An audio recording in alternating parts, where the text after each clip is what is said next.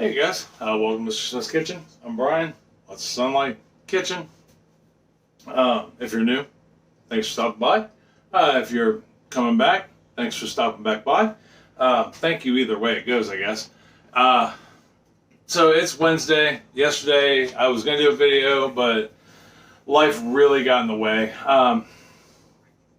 If you are new to my channel, Tuesdays I usually just talk, express my opinion.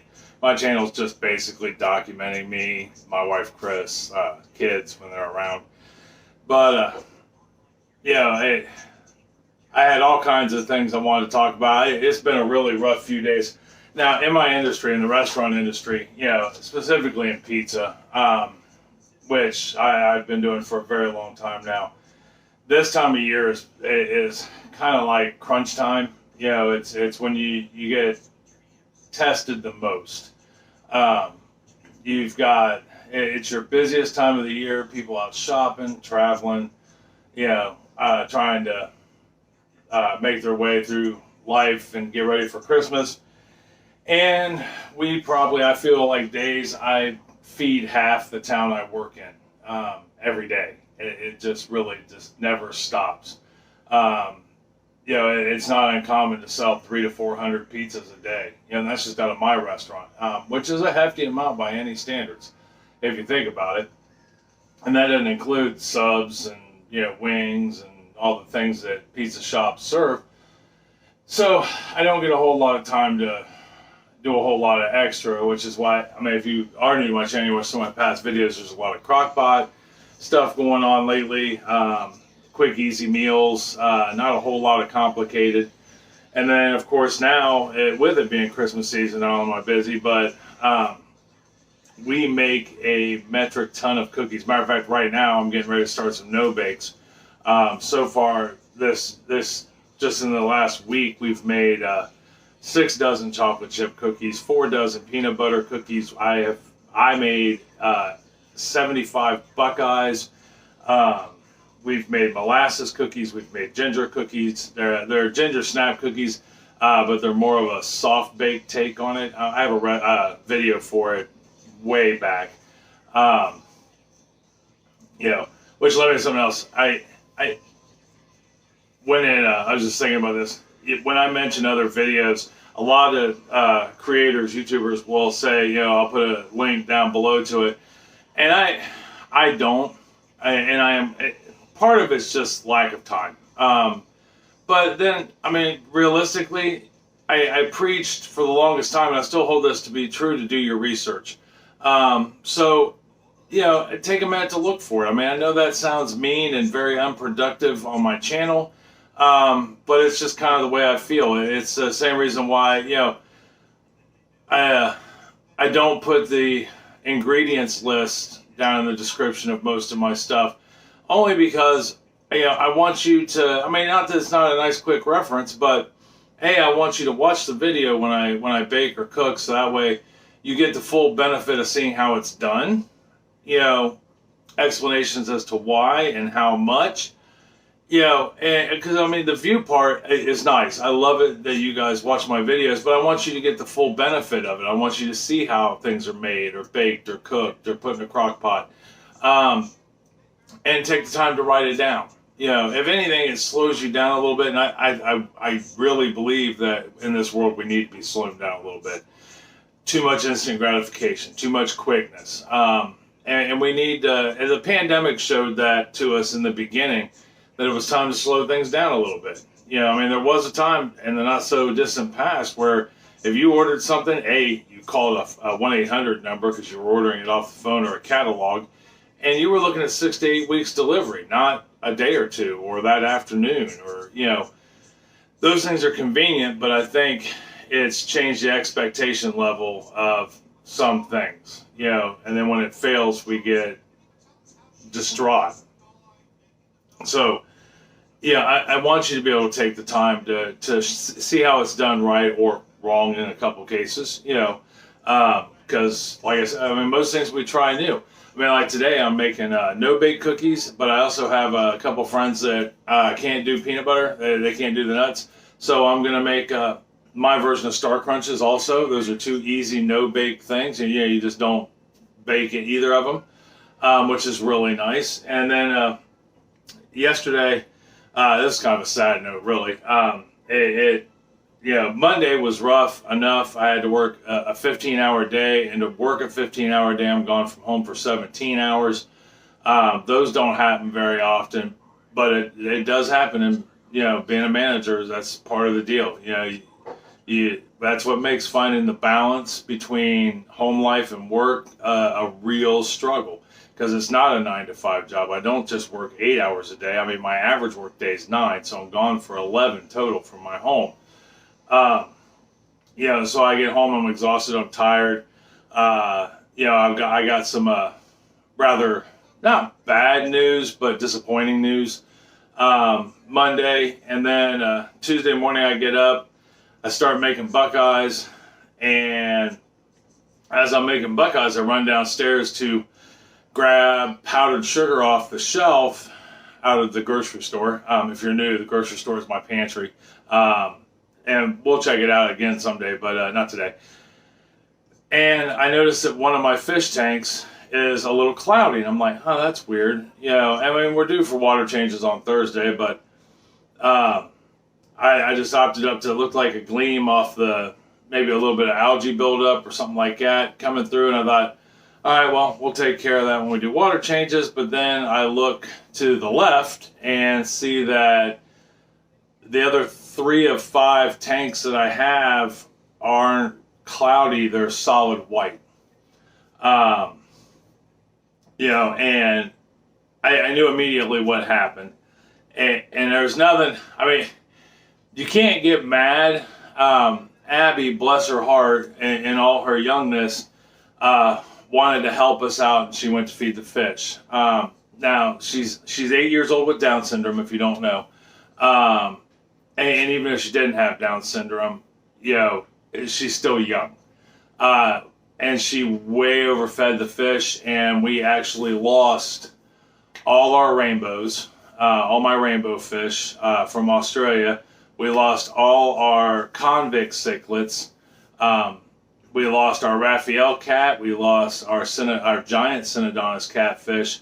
Matter of fact, out of probably 45 fish total in the tanks, we had 2 survive in those 2 tanks, and one was my bush fish, which is also from South America, Spot. I can't remember what they're called when they sell them at PetSmart, but they get really big and they start out they're like leaf fish is what they look like when they're little. They look like a leaf, but they're not really a leaf fish, and they get quite large. And we also, the other fish to survive was my common pleco, who I've had the better half of 10 years. I mean, he is just a beast. I don't even think he's truly living. I think he's a robot. And then in the 3rd tank, I lost all of my Amano shrimp, and I can't remember the name of the other shrimp, but they're a bamboo shrimp that were in with my tetras. That tank didn't get hit quite as hard. So that took up most of my day. I had to rescue the 2 fish remaining. I had to bury the fish that didn't make it, clean out the tanks. The one tank, the rainbow tank, was heavily planted with live plants. So I had to get that all taken care of real quick so it didn't smother the plants. Because what happens is you would think, well, it's just overfeeding the food. But what happens is when you put too much food, especially in that amount, I mean, there was probably a good half a bag of food, a full bag of food in these 2 tanks. And what happens is it gums up the water, makes it slimy, and it doesn't allow your fish to breathe. They can't pull the oxygen through the water. And it will do the same thing to the plants. So, I mean, we had to get the filters cleaned. We had to get the water changed, get as much of that food out as we could. Now, the Tetra tank, luckily, where it sits up higher and she couldn't reach real well, she didn't get a whole lot of food in there, so it made cloudy. But all my tetras, I lost my loaches in there too, my dwarf loaches, which were absolutely adorable and fun to watch. But, I mean, we'll buy more as the time goes on. But all my fish were at the top trying to breathe for air, so we got their water changed. That was the first tank I did. I cleaned by hand. I cleaned up almost all the food that was on the bottom. some of it hasn't gotten done yet, or well, a small portion of it got missed. It was back behind the plants. But I'll get that tomorrow when I do water changes, and I'll go down there and do another water change today, just a quick one to refresh the water. You don't want to drain it all at once. You could break your bacteria cycle, and that bacteria cycle is important for the plants, the healthiness of the tank, the fish. It's all a balancing act. You know, you're basically creating a living world inside of a fish tank when you have a fish tank, and you're in control of it. You know, so you want there's a lot of chemistry that goes on with having fish. You know, there's a lot of everything. You have to know about plants. You have to know about fish, aquatic fish. You have to know about aquatic plants. You know, some aquatic plants do well with high light, low light. Some fish don't get along with others. You know, you have to have a balance between your good bacteria, your bad bacteria, you know, your water parameters, just all kinds of things. So, we'll get that back in check over time. But then I did manage to finish up the Buckeyes, and I made those ginger snap cookies last night and things like that. But it was just a really hectic day, so I didn't get a chance to make the video. And like I said, today, I'm getting ready to make some no-bake cookies. I'm about to do some things that don't take a whole lot of time, just so I can get back downstairs and do some more work on the fish tanks. But funny, I was at the grocery store this morning, not to completely switch gears, but and getting a grocery list of a few oddball things we needed for Christmas dinner. This year, we're going to do an almost traditional Christmas dinner, but I wanted to get Philadelphia or just cream cheese in general, whether it was store brand or Philadelphia. And if you don't know, there's a shortage of Philadelphia cream cheese, well, cream cheese in general in the U.S. We have, so it was a struggle to find some. I finally found some. I had to go to 2 stores, but I found some and got it. We use it for, we use cream cheese and everything, but it absolutely, I find it astonishing how we as a nation keep running out of things. You know, I mean, I know it's all pandemic related, transportation, lack of help, things like that. And if you want my opinion on that, I really get back to work. You know, quit sitting at home. You know, that COVID is going to be with us for a minute. All right, whether we like it or not. You know, go get your vaccinations, go get your boosters, get your butt back to work. That's just the straight dope. I have worked through this whole thing nonstop. I have caught COVID. You know, my family has caught COVID. But me and Chris haven't stopped working. She works in the medical field. You know, she's not in a hospital, but she works in the medical field. I work in a restaurant. We didn't stop, not once. But we did get vaccinated. We did get our booster shots. We are doing everything we can to protect ourselves and still lead a normal life. You know, there's really now the vaccinations have been out for a year. There's no need to get one. They're not microchipping us. You know, it's not going to kill you. It doesn't make you impudent. It doesn't make you sterile. It's just a vaccination. No different than polio vaccination. No different than your flu shot. You know, it's just another vaccination. You know, you wouldn't go and not get your flu shot for measles. You know, or mumps, or polio. You know, that's no different. It's just a new one. That's all. You know, and I think that would solve a lot of our problems, because Lord knows after 2 years, I'm tired of hearing about it on the news. I really am. And, you know, like now the focus is on all the people in the hospital. Those poor hospital workers, I can honestly say, in my opinion, and this might just be my only my opinion, those hospital workers are the only ones that got it harder than us. Yeah, in the restaurant industry. Because they're dealing with death. All I have to do is deal with hungry people who are belligerent. Yeah. And even though I wish most people would keep in mind that, you know, they could just as easily go home and make a peanut butter jelly sandwich, but due to their either laziness or inability to cook, you know, I have to be face to face with a disease every day. So in order to be able to do that, I have to get vaccinated. I had to get a booster shot. You know, those hospital workers are dealing with not only, you know, people who are sick and dying a lot, but they're all people that haven't been vaccinated. Why? Why would you not by now get vaccinated? You know, mind-boggling. I don't know. But anyhow, I just wanted to catch up on the week, let you know what's going on. Tonight there will be a video for dinner. Chris found this really cool recipe we're gonna try. It's for French dip sandwiches, which is essentially a hot roast beef sandwich with some caramelized onions and provolone cheese. But these are done instead of traditional, like a hoagie roll, you know, or a sub bun or something like that, where you dip it into the French dipping sauce. These are done on croissant rolls. They look really good. They're nice little sandwiches. They're quick and easy. They spend more time in the oven than they do actually in prepping. And that'll get us through the day. I really think that's all I had to ramble about today. I mean, really. I mean, I'm sure there were other things. You know, hands down, because I get random thoughts all the time through my head. But those were the ones that kind of caught me today. And I wanted to let you guys know what's been going on, over the week and where we're headed. We're almost to the new year, so things should settle down. Business will slow down for us. People will realize they're broke, and that'll continue until people start getting their tax returns. And that'll be a nice little breather for us. And, things like that. We can get, so that way, we'll have time to do more things around the house. I can go back to working, a 42-hour work week instead of a 50-plus hour work week, 60-hour work week. And we got shelves to build next month. We're going to do some remodeling out in the garage.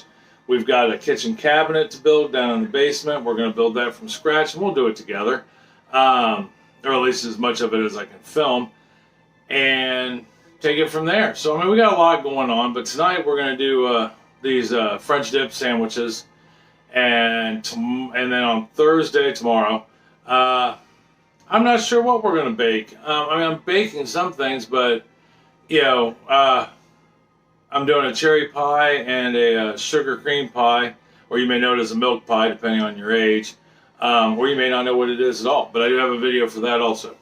And then I'm still debating on whether or not to do a date nut log. We used to eat those all the time growing up. My great aunt, Norma, who was a wonderful woman, used to make one every year. And although the last couple of years with her health, just mostly her hands, she was older and arthritis kicked in. My brother had actually made them. But I found a recipe I'd like to try for him, so we may do one of those too. It'll just depend if I can go out and get the dates or not. So you may get to see that. You may get to see some cookies. I don't know yet. We'll get there when we get there. So, till tonight for dinner, I love you. Stay safe today. Go get vaccinated. Take some of those cookies we've made over the last week. Take them to a friend. Take them to a neighbor. Make a casserole. Take it to a friend. Spend time getting to know each other and helping each other. One last thing. Mayfield, Kentucky. The tornadoes ravaged it. Was watching a thing on Good Morning America. You want a good example of how to be a good neighbor, how to help each other out, how to take care of each other in a crisis, or even not in a crisis. It makes me nuts that the only time we come together, at least in bigger cities, is in a crisis. But anyhow, different topic, different time. Check out the Good Morning America segment on a lady named, I don't want to say her name was Sandy Penton, but all the same, look at any of the news footage from there and how they're coming together and being good neighbors and helping each other out. That's what I'm talking about. Doesn't matter what your social status is, they're all helping each other out. So check it out. I love you. I love you very much. Tell somebody else you love them and you love them very much. Take them some cookies. They'll like them and know you really do love them. All right, tonight for dinner, I'll see you then. All right, love you. Bye.